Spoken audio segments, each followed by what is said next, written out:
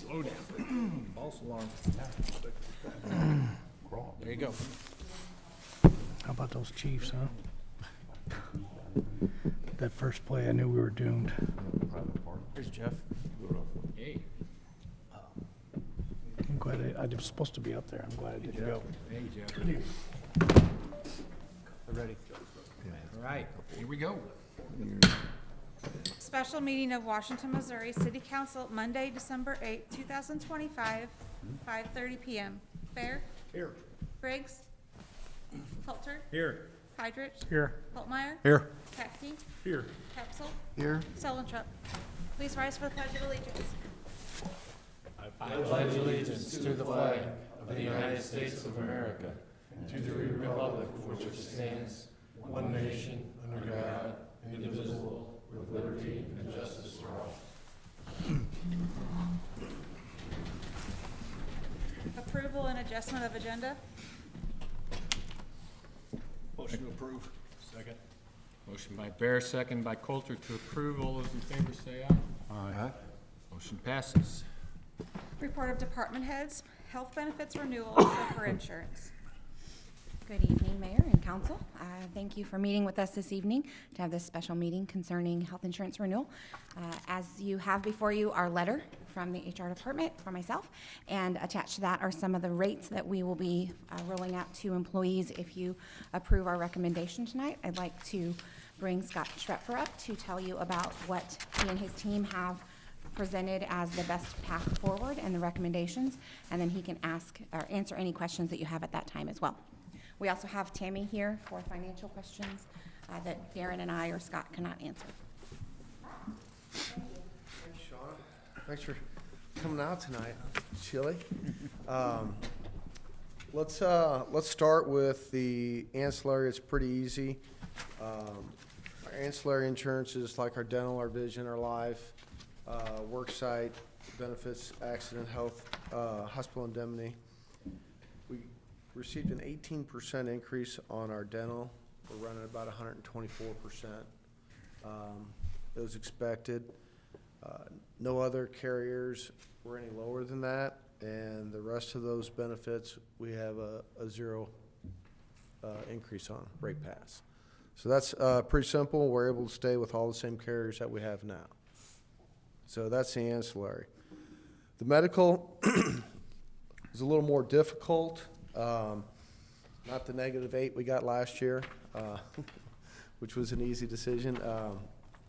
We had a 22% increase from United. We had no other carriers that bid us. They all declined to bid us because our loss ratio there is about 120%. And we've got 4 claimants that are pretty hot. They're going to end up well north of 6 figures. And so that was what was scaring our other carriers away. So Anthem, Aetna, Cigna all declined us.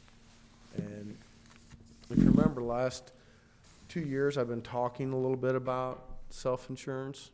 To be able to do that, you have to have 2 protections. One, you cannot have claims be lasered out, which means we put a reinsurance figure on there for the city. We can't pay any more than $100,000 for any one claimant, one member. A laser would be for somebody, for a carrier to be able to come in and say, okay, everybody else is $100,000, but Scott's, you know, we know his is going to run $400,000, so we're going to raise that up to $400,000. So you lose that protection. And the other cap you have to have is on the reinsurance part that ensures that it's only going to be $100,000, because if you don't have it on both sides, they can say, okay, we're going to raise your reinsurance by $300,000. So then you're getting caught on the back end. So we've got caps on both of that, and what that does is a couple things. You know, you look at it and you say, okay, if we can do 22% fully insured and 22% self-insured, why would we take that risk?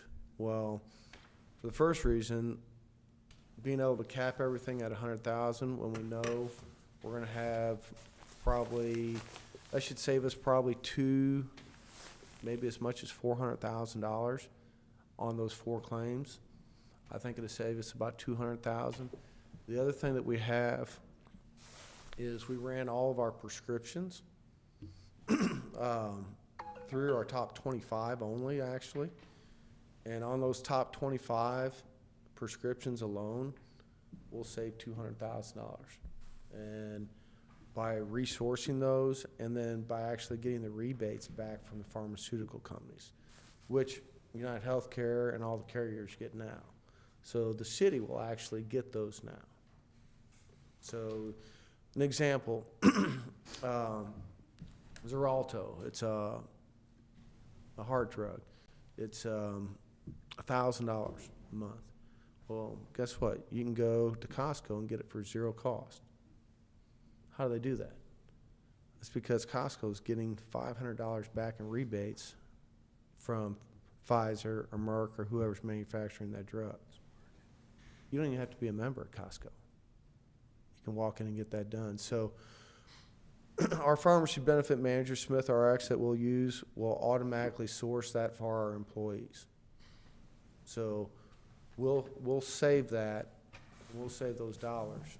You know, it's just like you hear, oh, Good RX, Mark Cuban's Cost Plus. They'll source that out for us automatically. We won't have to do anything.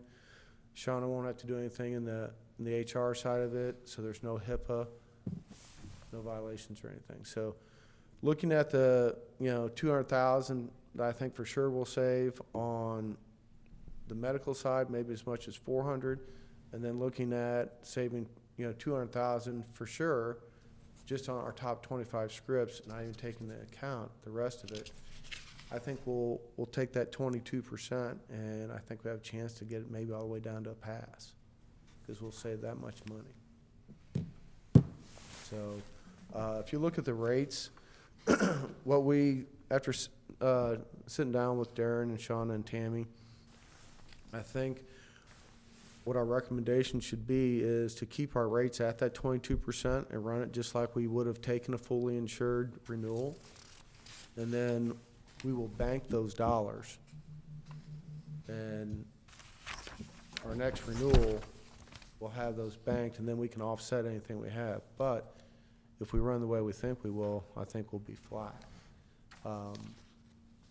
The upside risk on this is if we run at 120% of, which is what we're running at right now, like I said, I think we'll take 400,000 off of that, or about 20% anyway. We're going to come out the same. If we would run worse than that, it could cost us 400,000 more. But I think our risk there is very low because we've got those caps. So I think we have a less than 1% chance to run worse than that. And that's, you know, just 40 years of experience in running these type of programs. So, questions? I know I threw a lot at you guys. So when you're talking about a cap, are we talking about like a stop loss? Mm-hmm. Some- Stop loss cap. And when you said laser, that kind of triggered my ears too. So is it two forms? Is there an aggregate stop loss for the group and then another one for single? Correct. Okay. Correct. So the aggregate stop loss means the group as a whole, if it runs very poorly, everybody would have to be sick and nobody get to that 100,000. Well, the city, you know, for the last 20 years, we've always had 3 or 4 claims, and we've had hard years that have been $250,000, $350,000, $400,000. Those are where we've, you know, had our bad renewals and had to make a switch. This protects us from that. And we know we've got 4 sitting out there that could be bad, but we've already got no lasers guaranteed to us on the program that we have. So that will save us, it'll take our 120% loss ratio and drop that down. That's gonna drop us, you know, probably 12% or so right there. And then another 200 grand and that we know we'll get for sure on the pharmacy is gonna drop us another 12. So that gets us where I think we're gonna run flat, and why it's worth making that jump and doing that. So give you another quick stat. Pharmacy right now accounts for about 34% of the spend in all the plans across the US. In 5 years, that's gonna be up to 43%. And because cost of drugs are gonna rise that fast. Okay, same drug you're taking now, guess what? It's gonna be more expensive. And getting those rebates back, if we can recoup 30-40% of that cost, you know, just do simple math at 40%. If you're getting 40% of it back, you're saving 16% of your overall cost. So that's where the market's going. And to get rebates, so you have to be self-insured. But you can't do that without the protection of no new lasers and rate capping your reinsurance, both aggregate and individual. I know That's where you see people, that's where you see companies and municipalities and public entities make mistakes. You know, that's when they don't have caps, they don't have guarantees, and those are lifetime guarantees, not a year, not 2 years, not 3 years. Okay. I know last meeting we talked a little bit about administration of it, and, I mean, are we intending to take that, I guess that might be a Shauna question, but are we intending to take that on here, third party? We're gonna use, that's the other thing too, is we'll use United Healthcare's third-party administrator. It's called UMR. So the employees will have an easy transition. They're gonna use the same network they're using right now. In fact, right now they have a choice of 2 United Healthcare networks, one without Barnes Jewish Christian providers and one with. Now, everybody will get the Barnes Jewish Christian network. I mean, if you look on here, the buy up right now, the people that are buying up, their rates are actually gonna go down. And so they'll administer that. We have what we call an HRA right now, a health reimbursement account, that we buy our deductibles down with. We'll keep that same account and we'll just fund more money in it because we'll take the premiums that we were spending, put it in that account, and that's what we'll pay our claims.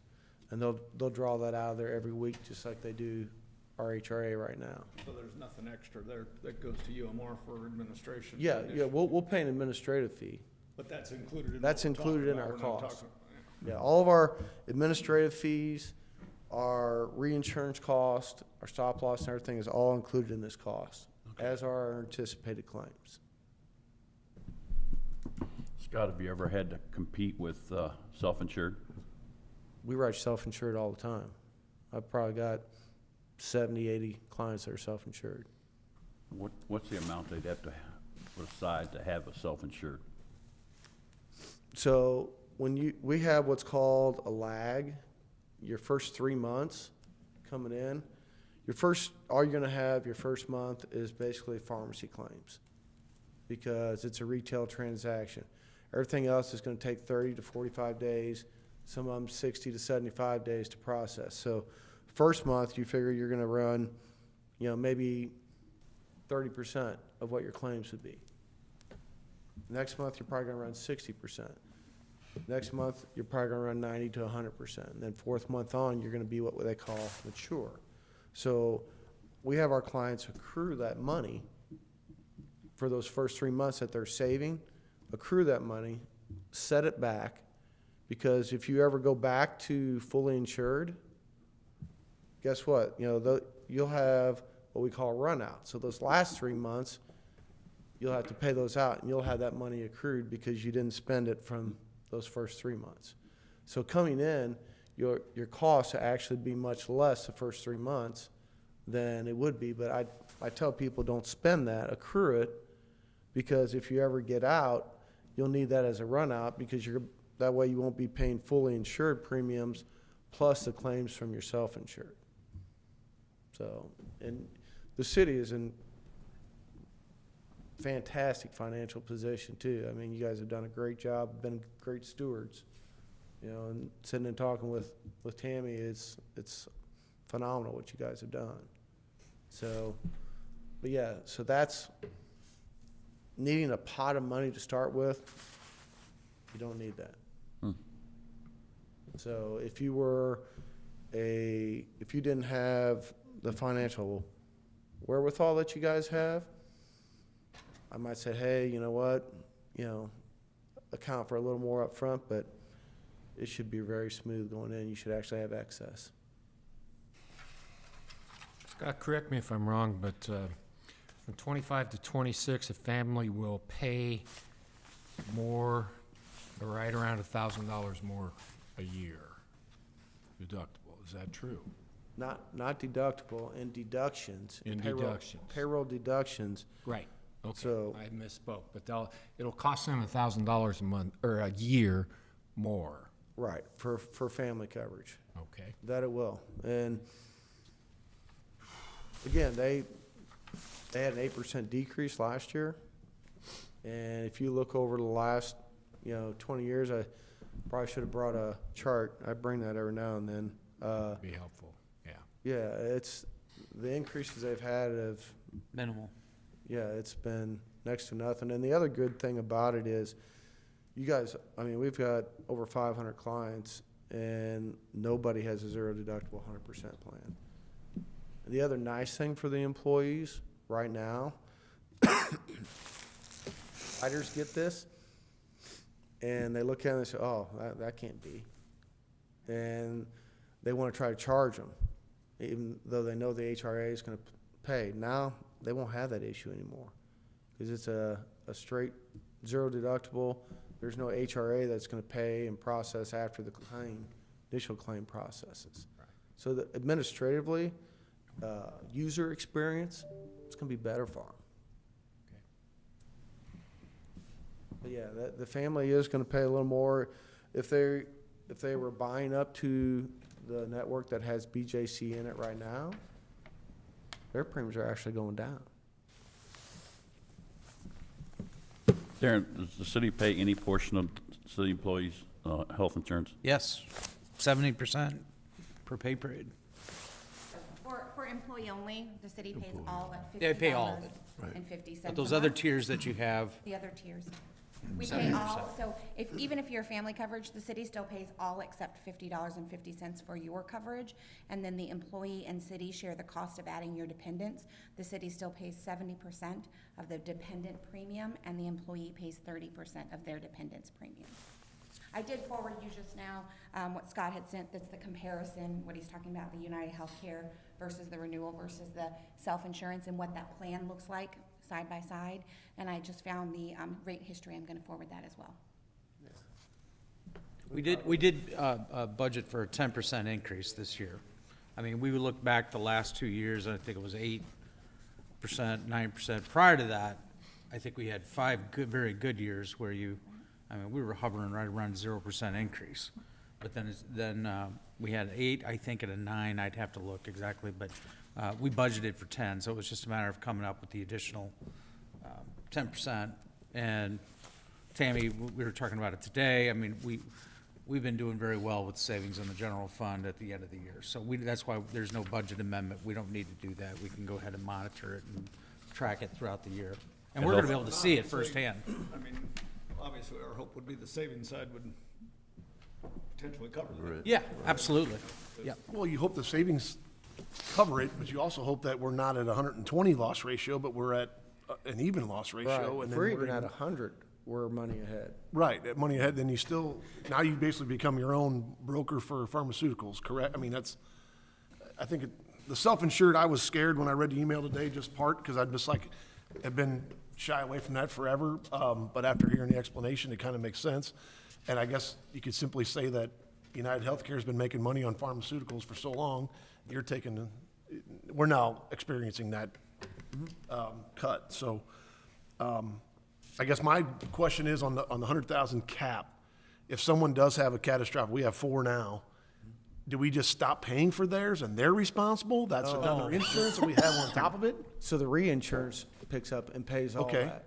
And so it's no longer the city's responsibility. Anything Okay. over that 100 goes to a reinsurance company that we're paying premiums for. That's Part of what I that. was Right, talking okay. about with the Stop individual. loss is the key here. So, Right. at some point, we get to go, uncle, we're out. At 100,000, we get to go uncle. Correct, We're out. correct. Right. And you're spot on. Individually, but also if all of us. Yeah, go to right. 150, or we go to 300 and you're only at 50, but that puts us over in aggregate, there's also that. Yep. So, Gotcha, okay. And Jeff, you're spot on with the United Healthcare. So all these carriers, I always say it's a conflict in interest because United Healthcare, they own their own pharmacy benefit manager. Which is Anthem owns their own, which is Carelon. Aetna is actually owned by CVS, and Cigna owns Express Scripts. So where the ACA law requires them to only make 5% or less, there's no law and limit on their pharmacy. So that's why they have separate, these pharmacy benefit managers that they all own, they're making 18 to 22% a year. While their medical is making, under 5. And by this, we can take advantage of that and have our own savings.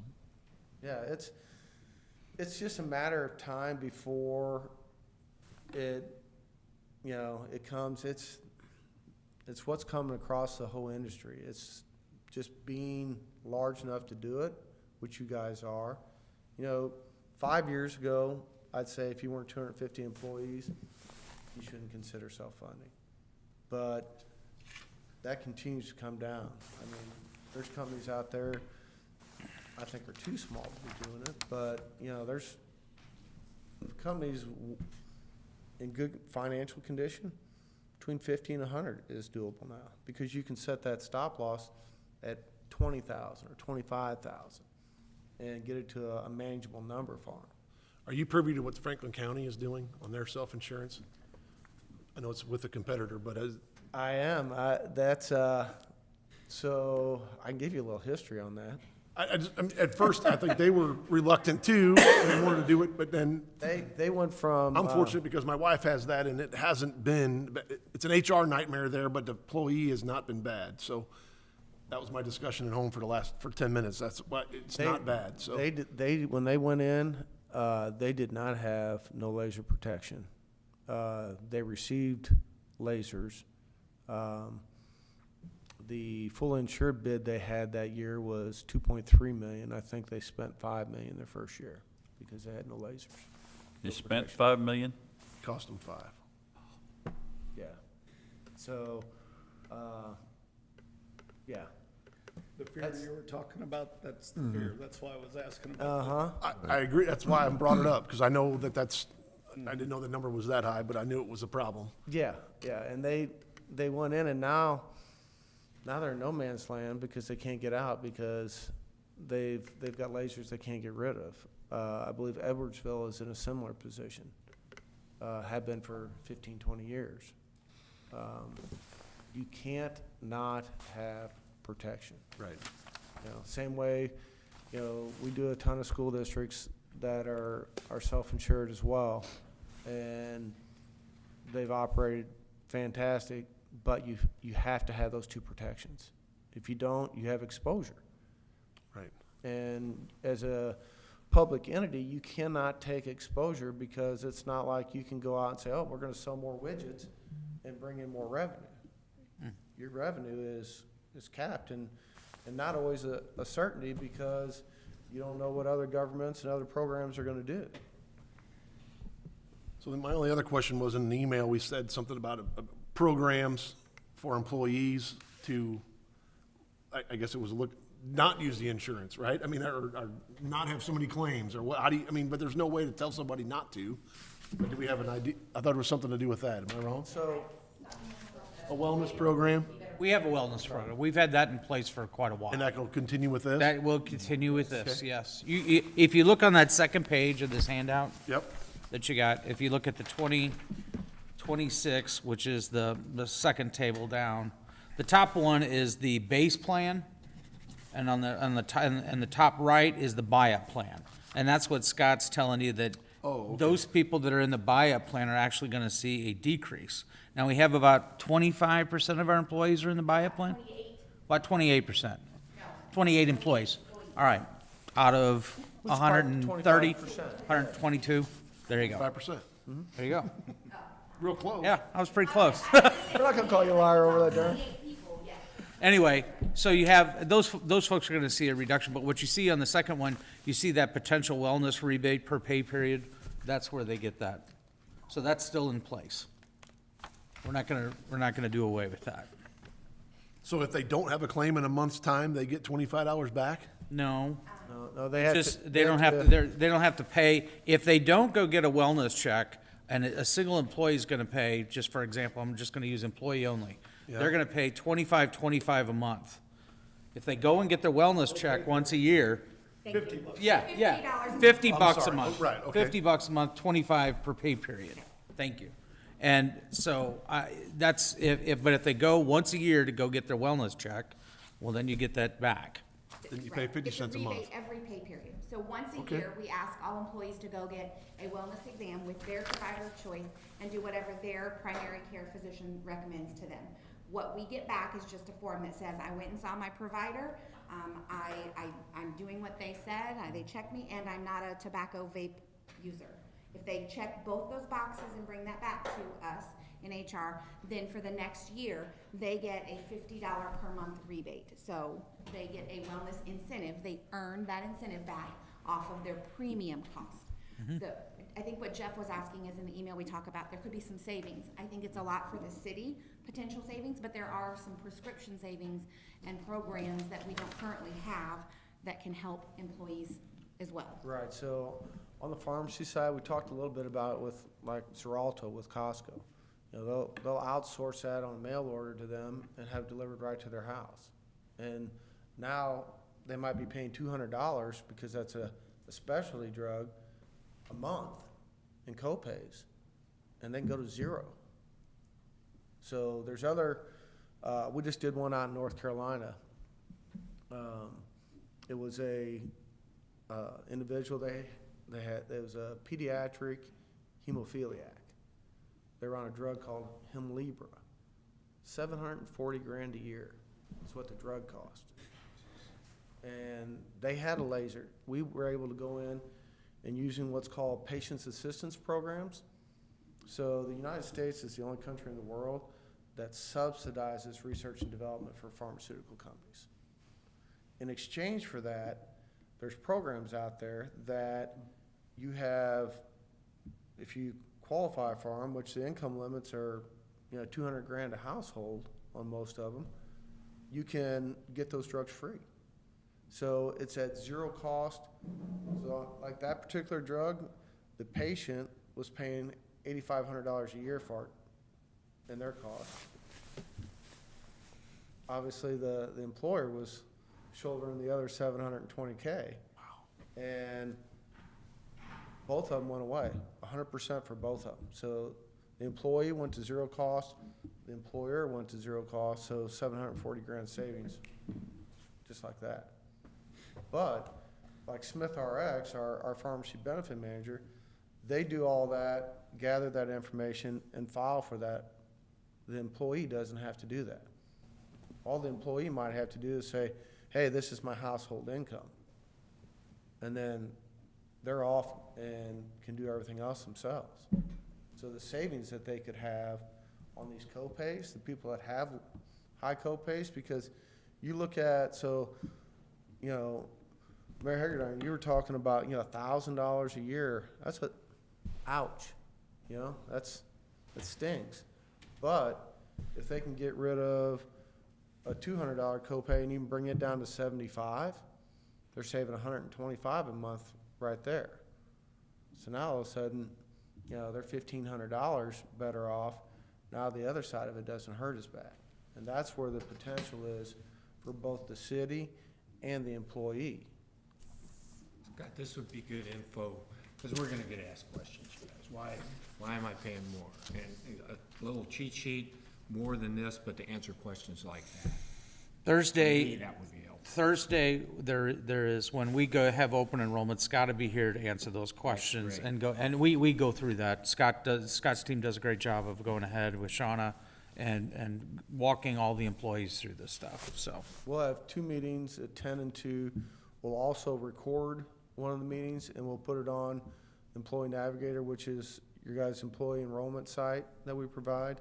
And so the spouses can go on and get that too. So, I mean, we figure out, you know, we have 2 lovely ladies here, but it's the women that end up doing a lot of this.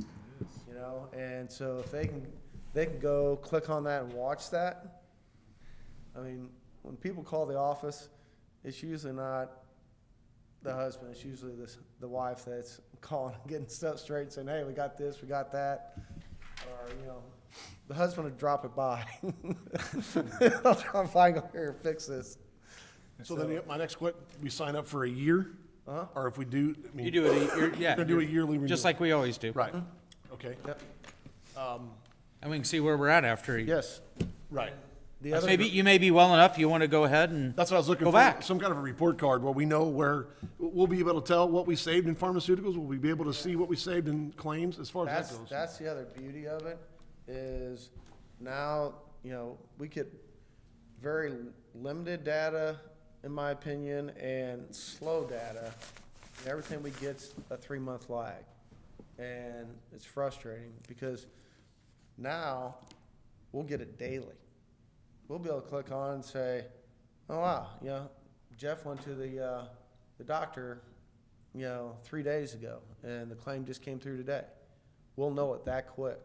So we'll be able to track that daily, and you can say, hey, you know, Darren, bring a report where we're at, you know, 3 months from now. You know, May 1st, first meeting in May, I'd like to see where we're at on this, this, this, and this. And we can show you how many ER visits you've had, how many urgent care, how many telemedicine, everything. And the other things that we'll do, that we'll tweak with our plan to make it more user-friendly, is we'll go in and say, okay, mammograms and colonoscopies, we will not have pre-authorization for those anymore. We'll get rid of that. Right now, they have that. Well, guess what? Nobody's going and getting those for fun. You know, it's not, but a lot of people, they won't go get a colonoscopy because they hear the nightmare, oh, they found 2 polyps and I had to pay $2,000 for it. Well, it's a little different with the city because we have a 0 deductible 100% plan, but we don't want it to be a hassle for them. I'd rather prevent the colon cancer. I'd rather prevent the breast cancer. Because again, if we can make it more user-friendly and we're not hurting our cost as a city, we're actually being proactive with it, by all means, that's what we want to do. And those are the little tweaks that we'll be able to do. We'll be able to say, okay, guess what, Scott, you're taking this brand name drug, you've been taking it for 5 years, you're just not being very bright about what you're doing. You can take the generic that does the exact same thing, same therapeutic class, you can take it for 0, and you've been paying 25. You know, I just saved $300. Scott, who would do that? Can you clarify that? So Smith will do that all too. I mean, they'll have it all set up. You go to your pharmacy, you roll into Schrader's, Walmart, Walgreens, whatever. It'll be on there that, you know, hey, this high blood pressure drug, you can substitute this for it and go. And your doctors, 99% of them write substitute at will prescriptions. So your pharmacist can do it on the spot. And if it's not, well, guess what? Then you're gonna go back to your doctor and do that. The other thing we'll do to help the employees transition that is we'll have a 90-day segue for them, to where if they go, Jeff goes to the pharmacy and gets XYZ drug, and then he's gonna get an email or letter or text that says, hey, there's a generic alternative. You need to start taking this or reach out to your doctor about it. If Jeff goes, next month, he's gonna get it, the drug just like he is now. 3rd month, he's gonna get another letter saying, hey, you didn't do this yet. 3rd month, same thing. Hey, guess what? Next month, you're gonna go and they're gonna decline it. So next month you go, Jeff, you know, putting it off, he goes in and all of a sudden the pharmacy goes, no, you don't have coverage for that. You gotta go this drug. Now you're on the generic. So if you're taking a drug that maybe the generic drug has a capsule that has red dye in it, it reacts adversely with your high cholesterol medication. Well, guess what? Jeff can't take that, so the doctor's gonna say that, and then Jeff takes his regular drug again. So you can still get your regular drug, but we're not gonna let people just mindlessly meander along. But we're not gonna have them walk in day one and go, oh, wow, my drug's not covered. Shauna, what's wrong with my plan, you know? And it's gonna be, hey, here it is, this is what's coming, and we'll explain that. I mean, So are these savings, are they the same for full-time employees and part-time? yeah, Time. every- Part-time or not covered? No. Only full-time employees, that's why she said 122? Yeah, that's correct. And we do have a handful of people that do not take our cover, that do not take health coverage. We have about 5 that waive our coverage, they have coverage There you go. elsewhere. But it's all full-time benefits eligible employees. And I wanted to just clarify too that there's some hesitation from the HR office, obviously. We will see more claims than we have in the past, but we will do everything HIPAA compliant.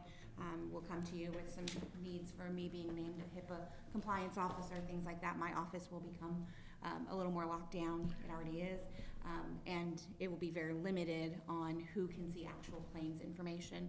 What we will get will be an aggregate that will be sent for UMR. They will send a bill with all of claims, but that will be sent through my office and be redacted so that when it goes through to be paid, it will just be dollar amounts. Why would we have more claims than before?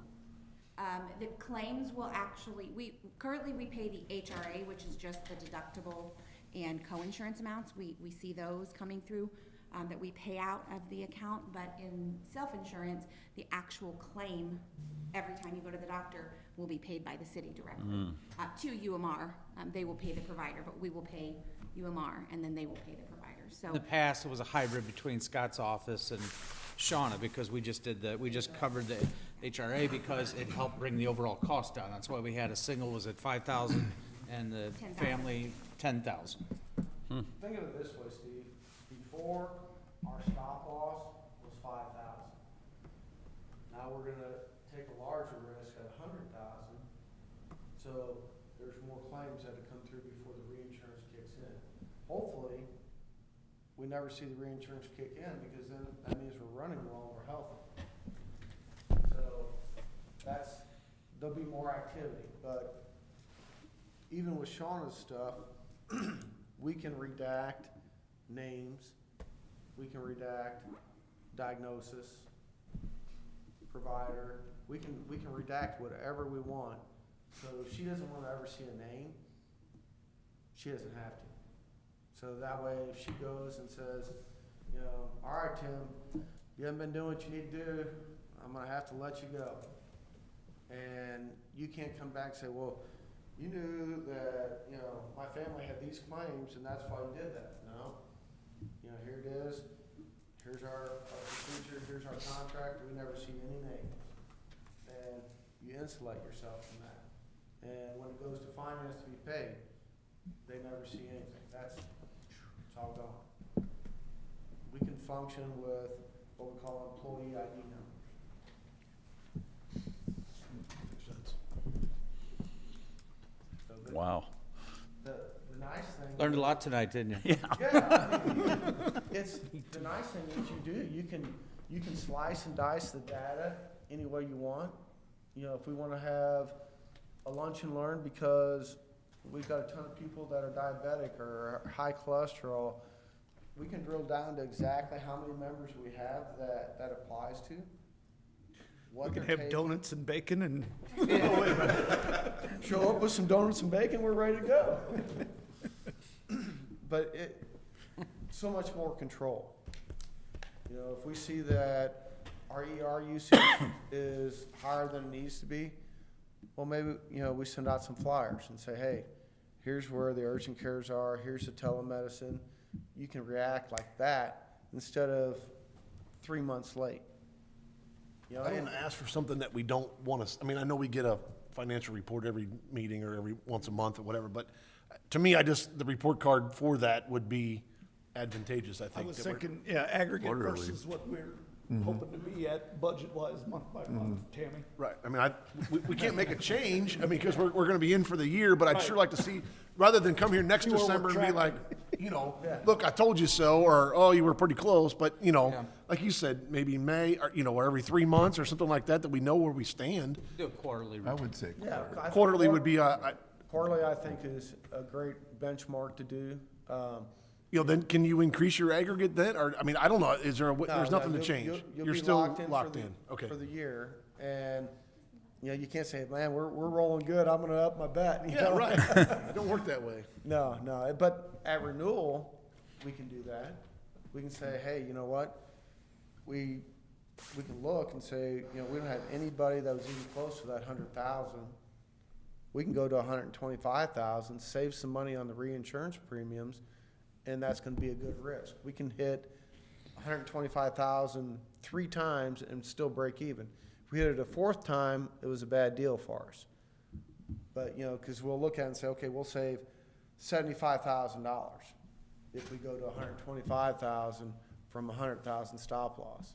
Then we know our threshold is, we're gambling that we're not gonna have more than 3 people meet that $125,000. So you can really drill it down and You won't know that till after the year's up. no, you won't, but we'll know who's tracking, and we'll know if they've got, you know, especially on the pharmacy side, we'll be able to see, you know, if they're taking a drug that's, you know, 15,000 a month, we know they're gonna track 180 grand. And but the other thing is, any drug that comes through that's over $350, Smith RX is gonna flag. And they're gonna pay attention to that. So if I go to the doctor and I get a new drug and I go to the pharmacy and fill it and it's over $350, Long, isn't it? red flag goes up. They're gonna send me a letter and say, hey, we can do this, this, and this to lower your cost and copay and also help the city. But, yeah, the biggest thing, Al's all over it, is the stop losses. And then the guarantee of no new lasers ever. Perpetuity. That's, to your point, that's where the county got in trouble. Learn from that, but. So Other Mark, you've always said we can't be in the real estate business because we can't use the city's, citizens' money, but in this case, we can and gamble that we're gonna do a better job for insurance, right? Thanks for all your hard work, Scott. Thank you. No problem, Joe. Well, Yeah, Scott said the word gamble. And you too, Sean. I've never heard you say gamble. You can do self-insurance,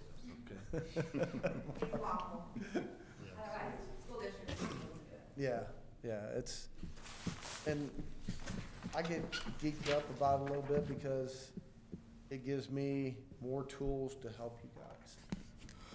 And I get more information I have, and the quicker I get it, the better I can help. Well, this is tough to admit, but an hour ago when I read the email and said self-insurance, I'm like, I'm coming here and saying no to that, but I guess it makes sense and it's the right thing, so. Let's find out. I'll make a motion. There you go. Second. Well, there you go. Motion by Bear, second by Patke. To accept, I'm guessing. Yes. Okay. Anybody else want to comment or ask questions, guys, while we can? Sounds good. Let's vote. Do we need to do this individually? Good. All those in favor say aye. Aye. Opposed? Unanimous. Thank you, Scott. Thanks, Scott. Appreciate your time. Thanks, Shauna. Thank you, guys. Ching. Tammy needs to get a bigger call for I just need a motion to adjourn, please. Make a motion. Second. Motion by Holtmeyer, second by Coulter. All those in favor say aye. Aye. Passed.